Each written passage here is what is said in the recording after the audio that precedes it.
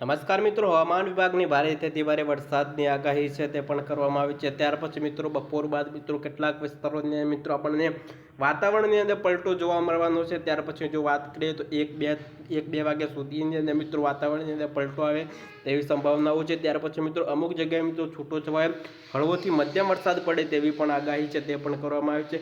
સુરતથી વાત કરીએ તો દરિયા કિનારે જેટલા પણ વિસ્તારો છે ત્યાં પણ મિત્રો વરસાદનું જોર આજે આપણને યથાવત છે તે પણ જોવા મળવાનું છે। આજે મિત્રો સમગ્ર ગુજરાતની અંદર મિત્રો આપણને વરસાદ છે તે પણ જોવા મળવાનું છે। અહીંયા તમે જોશો તો મિત્રો અમદાવાદના કેટલાક વિસ્તારોની અંદર મિત્રો આજે વરસાદ છે તે જોરદાર એન્ટ્રીના સાથે વરસાદ પડવાની આગાહી છે તે પણ કરવામાં આવી છે। નડિયાદ છે, ધોળકા છે, સુરેન્દ્રનગર છે તેવા વિસ્તારોની અંદર કપડવંત છે, ગોધરા છે, ત્યાર પછી વિરમગામ છે, હુડા છે, મહેસાણા છે, હિંમતનગર છે, સાબરકાંઠા સહિત વિસ્તારોની અંદર મિત્રો ખેડબ્રહ્મા જેવા અંબાજી જેવા વિસ્તારોની અંદર આજે મેઘાણી છે, પધરામણી છે તે આપણને જોવા મળવાની છે। ત્યાર પછી જો વાત કરીએ તો મિત્રો ગરમીમાંથી થોડા રાહતના સમાચારો છે તે પણ સામે આવી રહ્યા છે, કારણ મિત્રો ગરમી અને બફારામાંથી આપણને થોડીક ઠંડક પસરે તેવા સમાચારો સામે આવી રહ્યા છે। ધીરે ધીરે આપણને ગરમીમાંથી થોડી રાહત મળે તેવા પણ સમાચારો છે, કારણ કે મિત્રો હવે ગરમી છે અત્યારે 40-42 ગરમીનો આપણે જે સામનો કરી રહ્યા ત્યાર પછી મિત્રો 30 થી 35 ગરમીનો આપણે ડિગ્રીનો ગરમીનો સામનો કરવો પડશે। ત્યાર પછી મિત્રો એકદમ